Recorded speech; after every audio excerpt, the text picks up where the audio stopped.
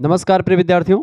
आज के वीडियो के माध्यम से हम लोग चर्चा करेंगे political science BA fourth semester के बच्चों के लिए बहुत ही महत्वपूर्ण अति लघुत्तरीय, लघु उत्तरीय और दीर्घ उत्तरीय टाइप के प्रश्नों के बारे में और उसके उत्तर को कैसे लिखना है वो भी ट्रिक भी आपको बताऊंगा, कॉन्सेप्ट भी क्लियर करूंगा। यानी कि अगर आप इस वीडियो को देखेंगे तो आपका कॉन्सेप्ट क्लियर होगा और परीक्षा में उत्तर को आपको याद करके नहीं जाना पड़ेगा।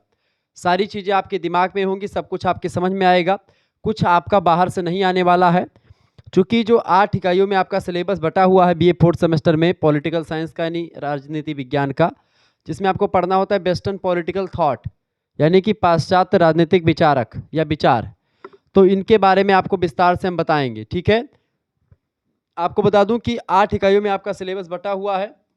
उन 8 इकाइयों से बनने वाले बहुत ही महत्वपूर्ण प्रश्नों को हमने इसमें शरण दी है, यानी इसमें मैंने रखा है ऐसे प्रश्नों को जो कि पिछले 2-3 वर्षों में परीक्षाओं में पूछे गए हैं। तो ये क्वेश्चंस आपके लिए बहुत ही ज़्यादा महत्वपूर्ण है, तो आप इसको अंत तक वीडियो को जरूर देखिएगा और प्लीज़ वीडियो को लाइक कर दीजिएगा। चैनल पर अगर नए हैं तो सब्सक्राइब कर दीजिएगा। बहुत ही ज़बरदस्त लेक्चर होने वाला है ये आप सभी के लिए।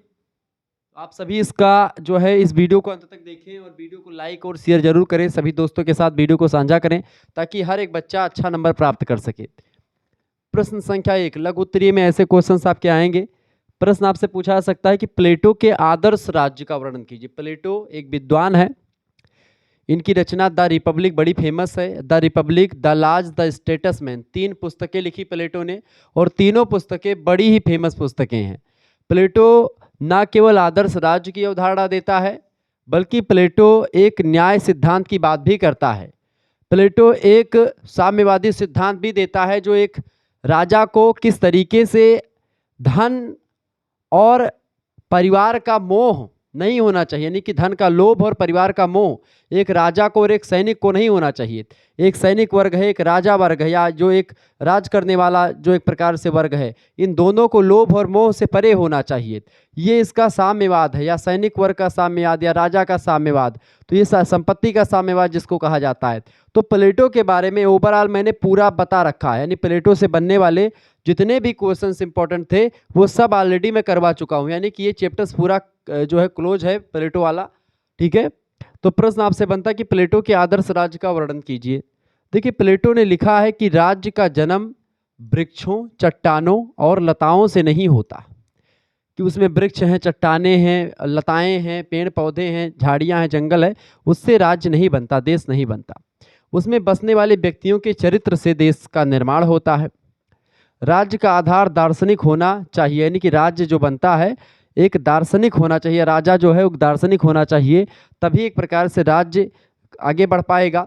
किसी भी राज्य की अगर बात की जाती है तो उस राज्य के जो राजा होते हैं अगर वो पढ़े लिखे होंगे, जानकार होंगे, किसी मुद्दे पर तत्काल निर्णय लेने वाले होंगे, या अलग अलग तरीके के मुद्दों पर अलग अलग तरीके का निर्णय या एक जो है बुद्धिमत्तापूर्ण निर्णय जो होगा एक राजा ले पाएगा जब वो दार्शनिक होगा, जब वो पढ़ा लिखा होगा। तो राज्य का आधार दार्शनिक होना चाहिए। जब तक राजा दार्शनिक नहीं होंगे तब तक आदर्श राज्य की कल्पना या स्थापना नहीं हो सकती, ऐसा प्लेटो कहते हैं। और इस बात पर विस्तार से मैंने चर्चा करी भी है। किसी भी राज्य के शासक का शिक्षित होना अनिवार्य होता है। कोई भी राजा हो उसको जरूरी है कि वो शिक्षित हो, जानकार हो, पढ़ा लिखा हो। आदर्श राज्य में राजा को सबसे पहली बात निस्वार्थी होना चाहिए, उसको खुद का स्वार्थ नहीं देखना चाहिए। यह विशेषज्ञों का राज्य होता है। प्रोफेसर सेबाइन कहता है कि आदर्श राज्य वास्तव में आदर्श ही है, आइडियल होता है, जो कि एक प्रकार से बहुत ही उसमें जो सैनिक वर्ग है उसको धन का मोह नहीं होना चाहिए, उसका परिवार भी अपना नहीं होना चाहिए। राजा का परिवार होगा या सैनिक का परिवार होगा तो अपने परिवार के लिए वो सोचने पर मजबूर हो जाएगा। ऐसे में एक जो देश का प्रतिनिधित्व कर रहे लोग हैं उनका परिवार भी होना नहीं चाहिए, वो एक प्रकार से देश के प्रति समर्पित होने चाहिए। प्लेटो के अनुसार व्यक्ति और राज्य में वही संबंध होता है जो व्यक्ति का उसके अंगों के साथ होता है। जिस तरीके से व्यक्ति का शरीर होता है और शरीर के विभिन्न अंग जो होते हैं वो जुड़े हुए होते हैं, ठीक इसी प्रकार से एक राजा का उसकी जनता से या प्रजा से संबंध होता चाहिए। जो विशेषताएं राज्य में पाई जाती हैं वही विशेषताएं व्यक्ति में पाई जाती हैं। जिस प्रकार व्यक्ति के लिए उसके अंग आवश्यक होते हैं उसी प्रकार राज्य के लिए व्यक्ति आवश्यक होते हैं। बिल्कुल ठीक बात है। प्लेटो ने समाज को 3 वर्गों में बांटा। पहला वर्ग है शासक वर्ग, दूसरा है सैनिक वर्ग और तीसरा है उत्पादक वर्ग। ठीक है, सैनिक और शासक वर्ग को ज़्यादा महत्व मिलता है, उत्पादक वर्ग उतना ज़्यादा इंपॉर्टेंट नहीं होता, बट तीनों के मिलने से ही समाज का निर्माण होता है, राज्य बनता है, जिसमें शासक और सैनिक को साम्यवादी विचारधारा को फॉलो करना होता है, यानी इनका खुद का कोई धन ना हो, खुद का कोई घर ना बनाए। ठीक है, ये नहीं कि भाई केजरीवाल जैसा कोई शीश महल बनवा लिया। ठीक है, शासक वर्ग जब दार्शनिक होंगे तभी आदर्श राज्य की स्थापना की जा सकती है। 35 वर्ष की आयु तक शिक्षा ग्रहण करने वाला व्यक्ति ही दार्शनिक राजा बनने का हकदार होता है, यानी ऐसा व्यक्ति जो 35 साल तक शिक्षा ग्रहण करे वह व्यक्ति दार्शनिक राजा मतलब कि बनने के योगदार होगा, मतलब हकदार होगा। प्रोफेसर मैक्सी कहते हैं कि प्लेटो ने ऐसे राज्य का निर्माण किया है जिसमें तृष्णा प्रधान वर्ग मानव का पैर है, शौर्य प्रधान वर्ग उसकी भुजाएं हैं और विवेकपूर्ण वर्ग जो है उसके हृदय और सिर है। ये किसने कहा? प्लेटो के बारे में ऐसा प्रोफेसर मैक्सी ने कहा। ये प्रश्न परीक्षा में ऑब्जेक्टिव में कई बार पूछा गया है। वैसे ये भी प्रश्न पूछा गया कि प्लेटो ने समाज को कितने वर्गों में बांटा, तो 3 वर्गों में बांटा। कौन कौन से? शासक, सैनिक और उत्पादक। प्रश्न ये पूछा जाएगा प्रोफेसर मैक्सी ने प्लेटो के बारे में क्या कहा, तो उसने कहा कि प्लेटो ने ऐसे राज्य का निर्माण किया है जिसमें तृष्णा प्रधान वर्ग मानव का पैर है, शौर्य प्रधान वर्ग उसकी भुजाएं हैं और विवेक पूर्ण वर्ग जो है उसके हृदय और उसके सिर है। इस तरीके से ये प्रश्न प्रोफेसर मैक्सी का रहा, जो कि प्लेटो के बारे में या प्लेटो के आदर्श राज्य की कल्पना के बारे में उन्होंने कहा। तो ये रहा कुछ उसका प्रश्न जो तो प्लेटो का आदर्श राज्य कुछ इस तरीके से, जहाँ पर राजा एकदम से पढ़ा लिखा हो, जो 3 वर्गों में बटा होता है, शासक, सैनिक और उत्पादक वर्ग, जिसमें शासक और सैनिक का खुद का घर या खुद की संपत्ति नहीं होनी चाहिए। इस बात को लेकर के कई सारी बातें बताई गई। 35 वर्ष की आयु तक शिक्षा ग्रहण कर चुका हो वही व्यक्ति राजा बन सकता है। ये सारी बातें प्लेटो के आदर्श राज्य की बताई जाती हैं। अच्छा, दूसरा प्रश्न आपके स्क्रीन पर आ चुका है। दूसरा प्रश्न लघु उत्तरीय का है, बहुत ही फेमस प्रश्न है। अरस्तु जो कि प्लेटो के शिष्य हैं, ठीक है, अरस्तु की एक रचना है, बड़ी फेमस रचना है, उसका नाम है जो है पॉलिटिक्स नाम की पुस्तक। पॉलिटिक्स पुस्तक किसकी है? अरिस्टोटल की है, अरस्तु की है। अरस्तु किसका शिष्य है? प्लेटो का शिष्य है। प्लेटो किसका शिष्य था? सुकरात का शिष्य था। ठीक है, ये बात ध्यान रखिएगा। अरस्तु का शिष्य कौन है? सिकंदर। ठीक है, और भी एक आध दो विद्वान है। तो अरस्तु जो है ये पॉलिटिकल साइंस का फादर कहा जाता है, यानी कि राजनीति विज्ञान का जनक है प्लेटो, सॉरी अरस्तु, और इसका पुस्तक है पॉलिटिक्स। तो इसने नागरिकता को लेकर के बढ़िया विचार दिए। तो नागरिकता संबंधी इसके विचार के बारे में टिप्पणी करें, बताएं। देखिए लिखेंगे, तत्कालीन मान्यताओं का खंडन करते हुए अरस्तु ने कहा है कि केवल किसी राज्य में मात्र निवास करने से हम किसी को नागरिक नहीं मान सकते हैं। अगर आप किसी देश में केवल निवास करते हैं, वहाँ पर रहते हैं, तो आप उस देश के नागरिक नहीं हो सकते।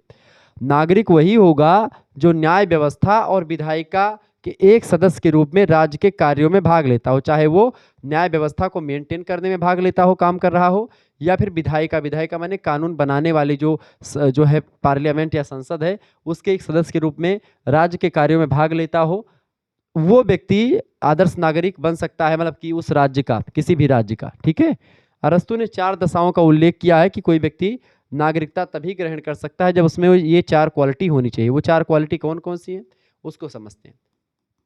पहली क्वालिटी ये बेटा कि राज्य कि किसी स्थान पर निवास करने से मात्र नागरिकता नहीं मिल जाती है, क्योंकि राज्य में विदेशी और दास भी निवास करते हैं। क्योंकि एक राज्य में, एक देश में दास लोग, जिन पर हम जो है जिन राजाओं पर हम आक्रमण करते हैं वो राजा हार जाते हैं, तो वहाँ की जो जनता या वहाँ के जो लोग होते हैं उनको दास बना लिया जाता है।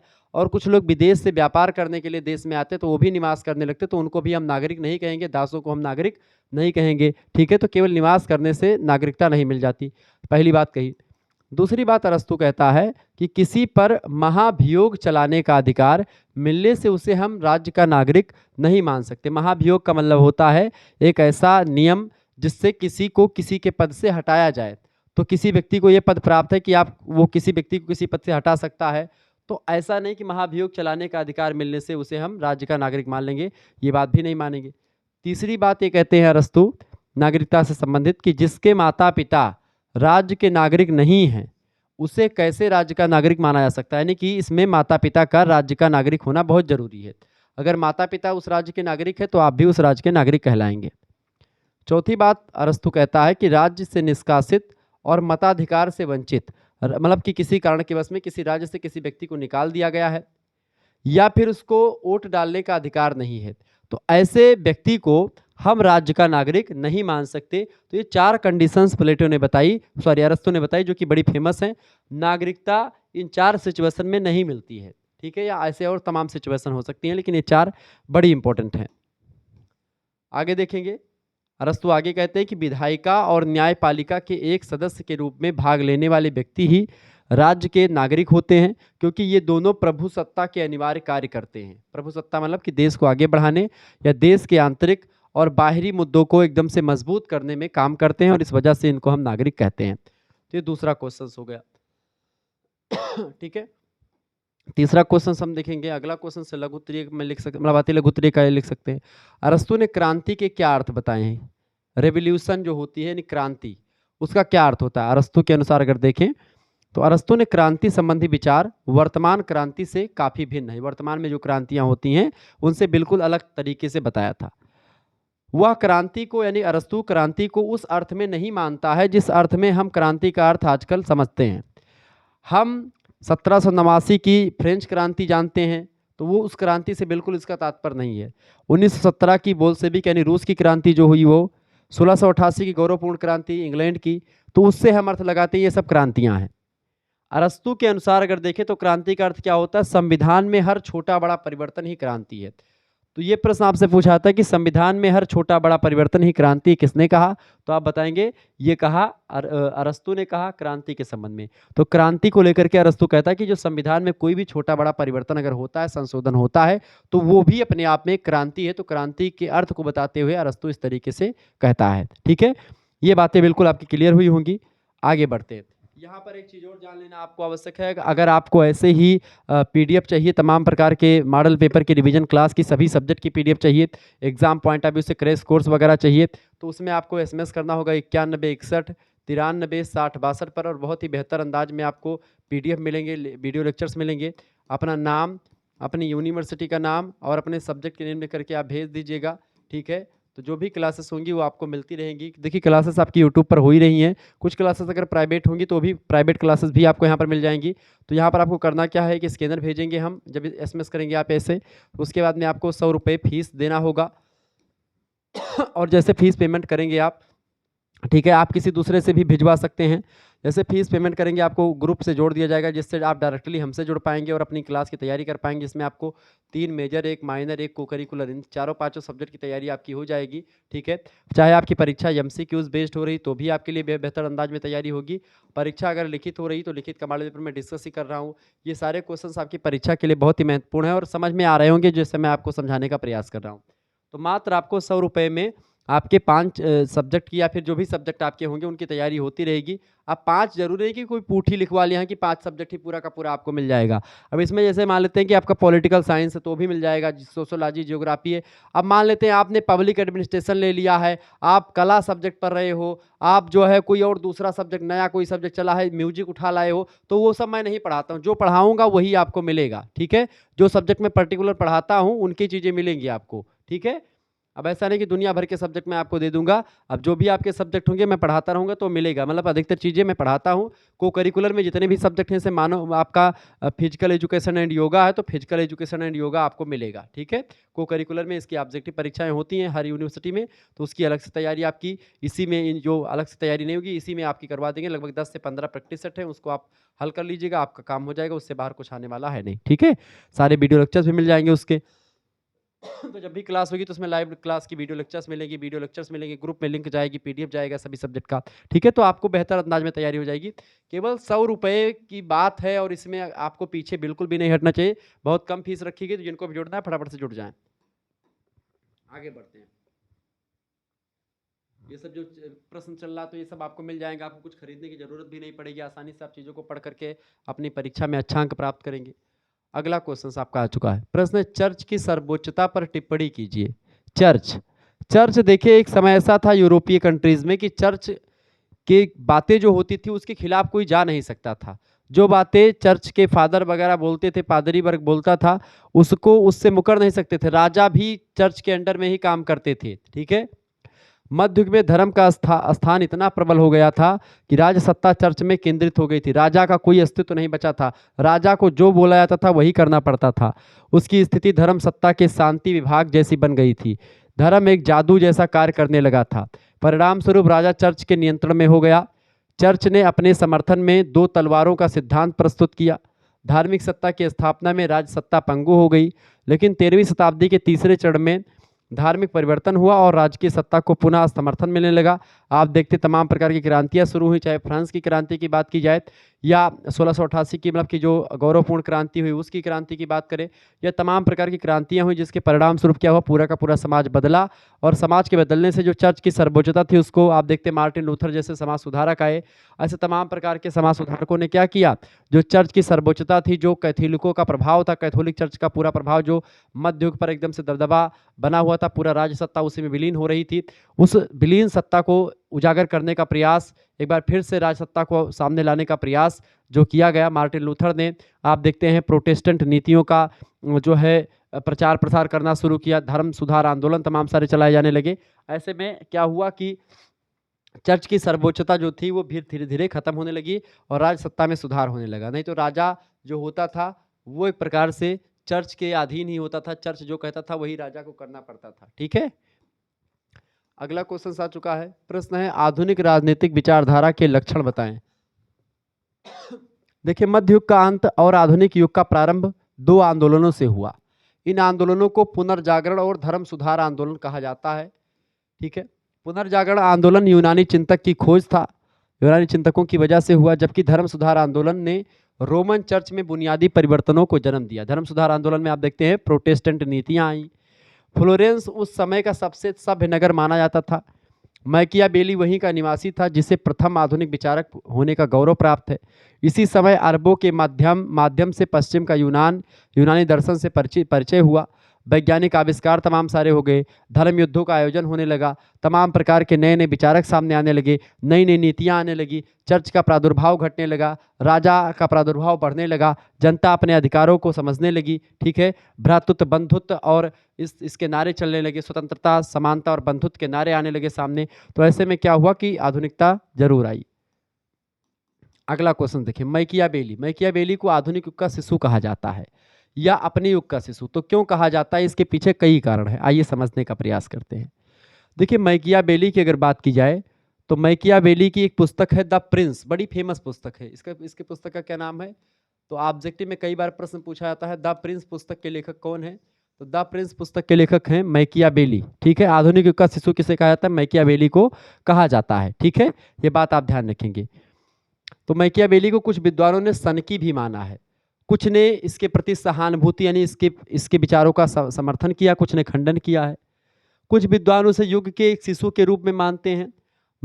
प्रोफेसर मैक्सी जिन्होंने प्लेटो पर अच्छा काम किया और मैकियावेली पर भी काम किया, तो प्रोफेसर मैक्सी उसे युग पुरुष मानते हैं। और विभिन्न विद्वानों ने मैकियावेली को निम्न आधारों पर युग का शिशु माना। उसको लेकर के कई सारे चीज़ें बताई गई मैकियावेली को लेकर के। और जाहिर सी बात है आधुनिक विचारधारा का सबसे पहला जो एक प्रकार से व्यक्ति माना जाता है वो यही माना जाता है, मैकियावेली। पहली बात देखिए, सेबाइन के अनुसार उस समय सभी संस्थाएं अपने नैतिक पतन की ओर बढ़ रही थी। ऐसे समय में मैकियावेली एक स्वार्थहीन युग के सिद्धांतवादी विचारक थे। ठीक है, तो सेबाइन कहता है कि उस समय सभी संस्थाएं अपने नैतिक पतन की ओर बढ़ रही थी, सारी संस्थाओं का मोरल जो था वो गिरने लगा था, सारी संस्थाएं अपने पतन की ओर थीं। और उस समय ऐसे समय मैकियावेली जो था एक स्वार्थहीन युग के सिद्धांतवादी विचारक के रूप में सामने आया, जिसने एक प्रकार से ऐसे पतन की जो उन्मुखता थी उसको कहीं ना कहीं पे खत्म करने का प्रयास किया। दूसरी बात, जोन्स ने मैकियावेली को पुनर्जागरण और फ्लोरेंस का शिशु बताया। किसने, जोन्स ने। तो मैकियावेली को पुनर्जागरण और फ्लोरेंस का शिशु किसने बताया, जोन्स महोदय ने। उसने धर्म को राजनीति से अलग करके एक नए युग की शुरुआत करी, किसने, मैकियावेली ने। तीसरी बात है, मैकियावेली ने अपनी पुस्तक द प्रिंस में शासक को निरंकुश, अत्याचारी, विश्वासघाती, कपटी और बहुरूपिया बताया है। यानी शासक निरंकुश था, अत्याचारी था, विश्वासघाती था, कपटी और बहुरूपिया था, मैकियावेली अपनी पुस्तक द प्रिंस में बताता है। चौथी बात, मैकियावेली वासना का शिशु है, ये भी कहा जाता है। पांचवी बात, उसने राष्ट्रीय भावना को प्रेरित किया है, इसलिए उसे राष्ट्रीयता का भी शिशु कहा जाता है। किसको, मैकियावेली को, ऐसा भी कहा जाता है। तो राष्ट्रीयता का भी शिशु इसी को कहा जाता है, क्योंकि इसने राष्ट्रीय भावना को मोटिवेट किया लोगों के अंदर। इसके अलावा मैकियावेली ने शक्ति को ही संप्रभु माना है, उसके द्वारा निरंकुश और असीमित शक्ति का समर्थन किया है, जिसे बाद के सभी विचारकों ने स्वीकार किया है। इस तरीके से निरंकुश और असीमित शक्ति का समर्थन भी मैकियावेली करता है, बाद के विचारकों ने भी इसको समर्थन जो है दिया इस बात को लेकर के। आगे पढ़ें, अगला क्वेश्चन लघु उत्तरीय का आ चुका। प्रश्न आ चुका मैकियावेली के धर्म, रिलीजन और नैतिकता ने, मोरलिटी पर क्या उन्होंने बताया। मैकियावेली ने धर्म और नैतिकता पर क्या टिप्पणी करी। देखिए, मैकियावेली पहला दार्शनिक था जिसने धर्म और नैतिकता को राजनीति से अलग करने का प्रयास किया। पहले धर्म और नैतिकता या धर्म और राजनीति लगभग एक में मिली जुली थी, तो धर्म और नैतिकता जो एक में एकदम से जकड़ी हुई थी, उसको अलग थलग करने का प्रयास इसने किया। वह राजनीति में धर्म के पड़ने वाले प्रभाव से परिचित था। उसने यह स्वीकार किया कि शासक साध्य को प्राप्त करने के लिए अनैतिक साधनों का प्रयोग कर सकता है। यानी अगर किसी भी शासक को कोई लक्ष्य प्राप्त करना है, ठीक है, तो अनैतिक साधन वो अपना सकता है। ऐसा नहीं कि वो भी अपने चीज़ों को प्राप्त करने के लिए केवल नैतिक साधनों का ही प्रयोग करे, वो अनैतिकता की ओर भी बढ़ सकता है, बशर्ते जिससे राज्य का कल्याण होता हो। ठीक है, तो अनैतिक साधनों का प्रयोग कर सकता है राजा अपने लक्ष्य को प्राप्त करने के लिए। मैकियावेली के अनुसार शासक स्वतंत्र है, उस पर कोई नियंत्रण नहीं है और ना ही वह नैतिकता के किसी बंधन में बंधा हुआ है। राजा का जो मर्जी है वो कर सकता है, स्वतंत्र ना सिर पर कोई भाव ही मने करे जो सोई। ठीक है, मैकियावेली ने अपने ग्रंथ डिस्कोर्सेस के 59वें अध्याय में लिखा है कि मैं यह विश्वास करता हूं कि जब राज्य का जीवन संकट में हो तो राजाओं और गणराज्यों की रक्षा के लिए विश्वासघात का प्रदर्शन करना चाहिए। ऐसा मैकियावेली कहता है। मैकियावेली क्या कहता है कि जब राज्य का जीवन संकट में हो तो राजाओं को और गणराज्यों की रक्षा करने के लिए विश्वासघात का प्रदर्शन भी करना चाहिए, यानी कि कोई भी सहारा, कोई भी काम करके देश को बचाना चाहिए। उसने नैतिकता को दो भागों में बांटा। पहली बात तो ये व्यक्तिगत नैतिकता, जिसमें शासक के दृष्टिकोण को रखा जाता है, और दूसरी नैतिकता होती है जन नैतिकता। जन नैतिकता में जनता का कल्याण इसी में है कि वह शासक के आदेशों का पालन करे। तो दो प्रकार की नैतिकता होती है, एक तो शासक के पॉइंट ऑफ व्यू को दिखाने का प्रयास व्यक्तिगत नैतिकता, और दूसरी जन नैतिकता जिसमें जनता का कल्याण इसी में कि राजा के आदर्शों, मतलब राजा के जो आदेश है उनका पालन करे। मैकियावेली पहला विचारक माना जाता है जिसने राजनीति में धर्म के हस्तक्षेप को स्वीकार नहीं किया। उसके नैतिकता संबंधी विचारों का स्पष्ट दर्शन उसी के द्वारा प्रतिपादित व्यक्तिगत नैतिकता और जन नैतिकता में अंतर से हो जाता है। वह एक प्रकार से मैकियावेली धर्म और नैतिकता को बिल्कुल अलग थलग कर देता है। धर्म और नैतिकता को राजनीति से अलग करने का कारण बताते हुए मैकियावेली ने कहा है कि इससे राज्य की सर्वोपरिता बनी रहेगी। अगर धर्म और नैतिकता अलग अलग रहेंगे तो राज्य जो होगा वो सही तरीके से काम करेगा, राज्य आगे बढ़ेगा। ऐसे तमाम प्रकार की बातें उसने कही।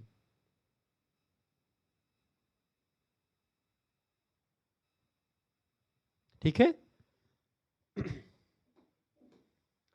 आगे देखते हैं। अगला क्वेश्चन आपके स्क्रीन पर आ चुका है। प्रश्न है, मैकियावेली की आधुनिक राजनीतिक विचारक होने के कारण बताएं। पहला कारण, ईश्वरीय या दैवीय विधियों के प्रति असहमति व्यक्त करता है। ये जो अभी तक जो दैवीय उत्पत्ति का सिद्धांत था राजा का, या राज्य की उत्पत्ति का, दैवीय उत्पत्ति का सिद्धांत, उस पर खंडन करता है, उस पर असहमति बताता है ये। दूसरी बात, व्यक्तिवाद के सिद्धांत का सूत्रपात इसी से होता है। तीसरी बात, सार्वभौमिकता का आविर्भाव होता है, यूनिवर्सलिटी आती है। पर्यवेक्षणात्मक पद्धति का प्रयोग करता है मैकियावेली। राज्य का प्रकृतिवादी सिद्धांत देता है। सीमित प्रभुसत्ता के सिद्धांत का प्रतिपादन करता है। ठीक है, इसके अलावा धर्म और नैतिकता को राज्य से अलग करता है। मतलब धर्म और नैतिकता को राज्य से अलग रखना भी इसका एक इम्पोर्टेंट है, चूंकि धर्म अलग है, नैतिकता अलग है, और ये दोनों राज्य से बिल्कुल अलग है। इसके अलावा राजतंत्र के साथ गणतंत्र की महत्व को भी स्वीकार करता है, यानी कि मोनार्की के साथ साथ रिपब्लिक स्टेट की भी बात करता है ये। इस वजह से ये आधुनिक विचारक या आधुनिक राजनीतिक विचारक है, इसमें कोई दो राय नहीं है।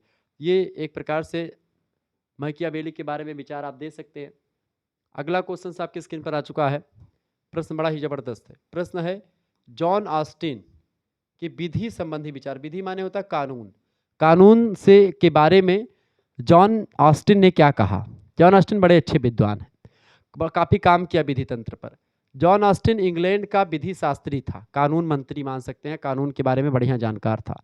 जिस प्रकार अन्य विचारकों ने विधि पर अपने विचार व्यक्त किए हैं, उसी प्रकार 19वीं शताब्दी के एक प्रमुख विचारक जीन ऑस्टिन ने कानून पर अपने विचार व्यक्त किए हैं, इंग्लैंड के थे।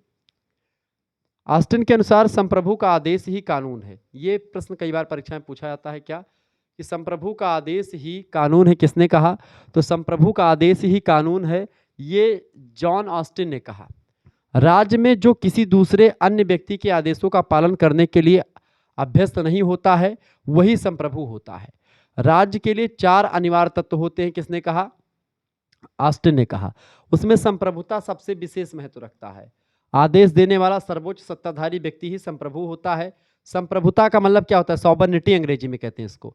संप्रभुता जैसे कि मान लेते हैं मोदी जी हैं, अब मोदी जी को कोई देश में निर्णय लेना होता तो वो अमेरिका के राष्ट्रपति डोनाल्ड ट्रंप से या पूछने नहीं जाते कि भाई क्या करना चाहिए क्या नहीं करना चाहिए, ठीक है।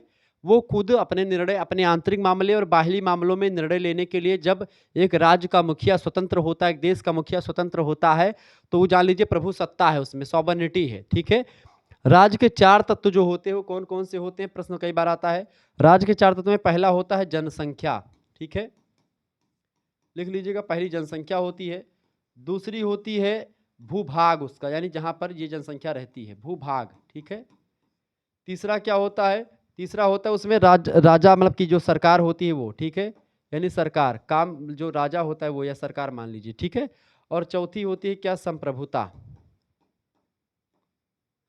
संप्रभुता। इस तरीके से ये 4 तत्व मिलकर के एक राज्य का निर्माण करते हैं, देश का। राज्य का तात्पर्य यहाँ पर देश से होता है, ये बात ध्यान रखें। पॉलिटिकल साइंस में जब भी बात राज्य की करी जाए तो इसका मतलब होता है कंट्री से, ठीक है, स्टेट नहीं। तो जनसंख्या, भूभाग, सरकार और संप्रभुता, ये 4 तत्व होते हैं राज्य के, ठीक है। किसके तत्व होते हैं? ये राज्य के तत्व हैं, जिनमें संप्रभुता जो है सबसे महत्वपूर्ण तत्व होता है। क्लियर? संप्रभुता सबसे इंपॉर्टेंट होता है, ये बात ऑस्टिन कहते हैं। वैसे संप्रभुता ही इंपॉर्टेंट होती है। बोंदा ने संप्रभुता को लेकर के भी अपने विचार दिए हैं। संप्रभुता की कुछ सीमाएं बताई हैं, बेसिकली 2 सीमाएं। बोंदा के अनुसार संप्रभुता की सीमाएं बताएं, तो बोंदा जो है संप्रभुता की सीमाओं को बताते हैं। भाई क्या बताते हैं बोंदा? जीन बोंदा जो है बड़े फेमस विद्वान है, बात ध्यान रखेंगे। और बोंदा ने संप्रभुता को लेकर के क्या बताया, आप इसको देखने का प्रयास करेंगे, ठीक है।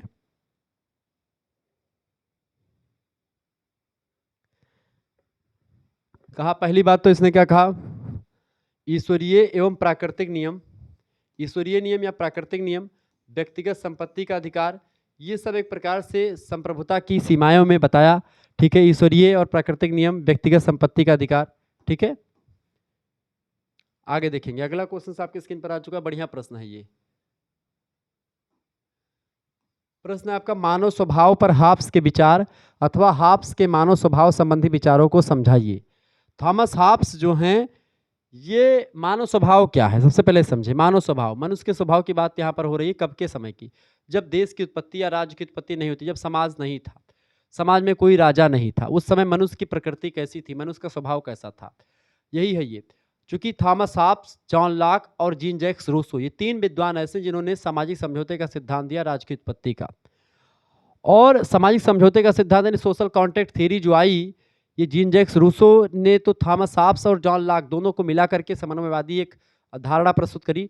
जबकि थॉमस हाब्स और जॉन लॉक, इन दोनों के मानव स्वभाव बिल्कुल अलग थलग है, और दोनों की विशेषताओं को गहन अध्ययन करके जीन जैक्स रूसो ने सामाजिक समझौते को लेकर के एक बढ़िया तरीके से उसको प्रस्तुत किया।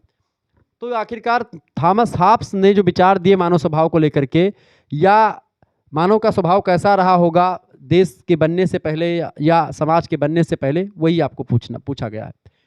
उत्तर में लिखेंगे कि थॉमस हाब्स ने सामाजिक समझौते के अपने सिद्धांत के प्रतिपादन के संबंध में प्राकृतिक अवस्था के चित्रण के पूर्व मानव स्वभाव की विवेचना की। प्राकृतिक अवस्था वह अवस्था होती है जब देश का निर्माण या राज्य अस्तित्व में नहीं था, कोई राजा नहीं था, कोई समाज का विभाजन नहीं था, कुछ भी नहीं था।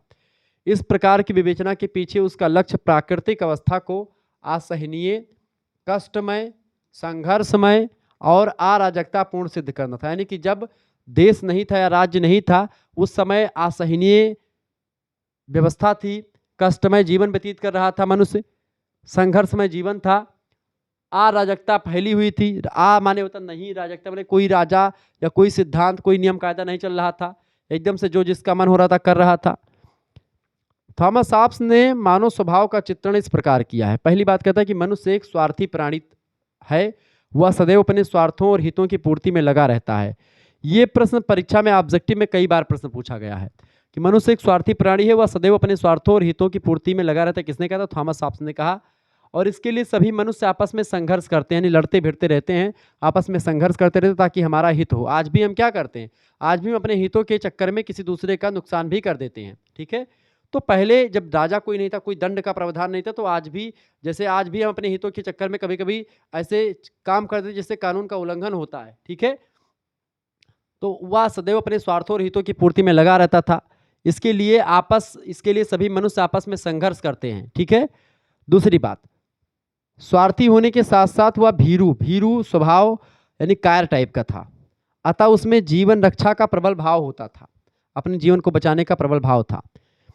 तीसरी विशेषता मानव स्वभाव की ये थी प्राकृतिक अवस्था में कि उसमें मानव में आकर्षण तथा इच्छा अथवा अपसरण अर्थात घृणा का भाव भी होता था।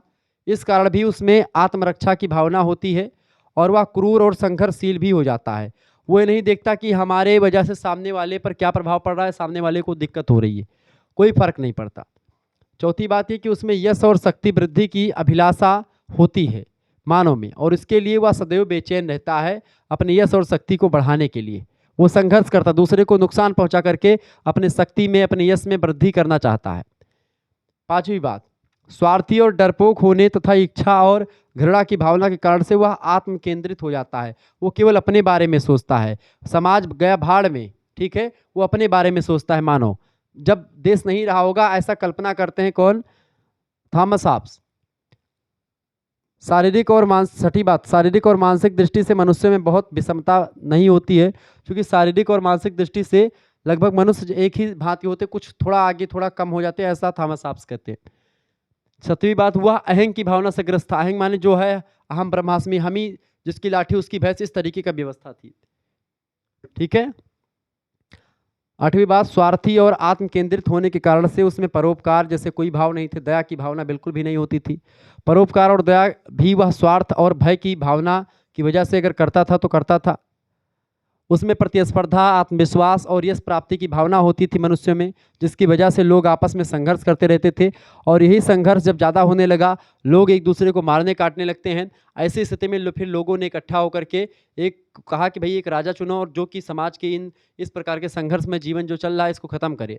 आप सोचो, जो व्यक्ति इतना लड़ते भिड़ते हैं वो आपस में इकट्ठा होकर कब ऐसे निर्णय लेंगे। इसी बात को लेकर के आलोचना इनकी खूब होती है थॉमस हॉब्स की, कि भाई जब मनुष्य आपका आपस में लड़ता भिड़ता, एक दूसरे को मारता काटता है, अराजकता फैली हुई, जिसकी लाठी उसकी भेंट, हर व्यक्ति स्वार्थी बना हुआ है, तो ऐसे में अपने स्वार्थों को खत्म करके कौन व्यक्ति ऐसा होगा जो आएगा समाज में इकट्ठा होकर के और वो राज्य का निर्माण करेगा, सामाजिक समझौता करेगा। ठीक है, तो इस बात को लेकर के इनकी आलोचना होती थॉमस हॉब्स की। लेकिन तो हॉब्स की प्राकृतिक अवस्था ये थी। अगला क्वेश्चन आपके थॉमस हॉब्स से ये बन सकता है, प्रश्न है, हॉब्स के सामाजिक समझौते सिद्धांत का परीक्षण कीजिए अथवा हॉब्स के विचारों में समझौते की प्रकृति बताएं। देखिए, थॉमस हॉब्स ने राज्य की उत्पत्ति के बारे में जिस सिद्धांत का प्रतिपादन किया उसे सामाजिक समझौते का सिद्धांत या सोशल कॉन्ट्रैक्ट थ्योरी के नाम से जाना जाता है। इसमें केवल थॉमस हॉब्स का ही नाम नहीं बल्कि जॉन लॉक और जीन जैक्स रूसो का भी नाम सामने आता है। इसके अनुसार, थॉमस हॉब्स के अनुसार, प्राकृतिक अवस्था में रहने वाले सभी व्यक्तियों में एक दूसरे से समझौता करके राज्य को जन्म दिया। इस समझौते को फलस्वरूप केवल राज्य का ही नहीं अपितु समाज यानी सभ्य समाज का भी जन्म माना जा सकता है, क्योंकि सामाजिक समझौते का सिद्धांत केवल राज्य की उत्पत्ति का ही सिद्धांत नहीं है बल्कि समाज की उत्पत्ति का भी सिद्धांत है। हम समाजशास्त्र में भी इसको पढ़ते हैं और राजनीति शास्त्र में भी पढ़ते हैं। इस प्रकार हम देखते हैं कि थॉमस हॉब्स द्वारा प्रतिपादित यह सिद्धांत राज्य और समाज दोनों की उत्पत्ति पर प्रकाश डालता है। ठीक है, समाज की उत्पत्ति कैसे हुई तब भी हम सामाजिक समझौते का सिद्धांत पढ़ते हैं, और राज्य की उत्पत्ति हुई कैसे हुई तब भी हम सामाजिक समझौते के सिद्धांत को पढ़ते हैं। अपने सुप्रसिद्ध ग्रंथ लेवियाथन थॉमस हॉब्स की पुस्तक है, बड़ी फेमस पुस्तक है। उसमें इस समझौते की प्रक्रिया पर प्रकाश डालते हुए कहा गया है कि प्रत्येक व्यक्ति हर दूसरे व्यक्ति के पास गया तथा उसने कहा कि अमुक व्यक्ति अथवा अमुक व्यक्तियों की सभा को अपने पर शासन करने को अपना अधिकार सौंपता तथा उसे अपने पर शासन के लिए अधिकृत करता हूं, परंतु शर्त यह है कि तुम भी उसे अपना यह अधिकार सौंप दो तथा उसे शासन करने के लिए उसी प्रकार अधिकृत कर दो जिस प्रकार मैंने किया है। इस तरीके से हर व्यक्ति एक दूसरे के घर में एक दूसरे से अपने पहचान वालों से जाकर के कहे होंगे कि सभी लोग इकट्ठा होकर के किसी एक व्यक्ति को हम सारी चीज़ें सौंप देते हैं, जो कि सभी की संपत्ति, सभी की चीज़ों की रक्षा करेगा और सभी को बराबर बराबर चीज़ें बांटेगा, ताकि समाज में भय और शांति का जो मतलब भय और जो तृष्णा का ये मतलब भय और जो डरावनापूर्ण माहौल है ख़त्म हो और जो एक सहानुभूतिपूर्ण व्यवहार है वो सामने आए। इस तरीके की बात करी गई होगी। ठीक है। थॉमस हॉब्स के इस कथन का तात्पर्य यह है कि प्राकृतिक अवस्था में रहने वाले सभी व्यक्तियों ने एक दूसरे के समक्ष यह सशर्त प्रस्ताव रखा तथा सभी ने इसे स्वीकार कर लिया और इस प्रकार आपसी समझौते के फलस्वरूप राज्य और समाज का जन्म हुआ, ऐसा थॉमस हॉब्स कहते हैं। तो इस पे कई सारे विद्वानों ने अपने अपने तर्क बाद में दिए। ठीक है, कि क्या ऐसा हो सकता है, ये तमाम प्रकार के विद्वानों ने इस पर तर्क किया, कुतर्क भी हुए, तमाम प्रकार के खंडन मंडन की प्रक्रिया चलती रही। उस तरीके से ये हमारे सामाजिक समझौते के सिद्धांत को लेकर के बातें आई। लेकिन इसके बाद में जॉन लॉक भी आते हैं, उन्होंने भी दूसरी तरीके से बताया और फिर थॉमस मतलब कि जीन जैक्स रूसो आते हैं, उन्होंने बहुत अच्छे तरीके से चीज़ों को केंद्रित करके सही तरीके से समझा दिया।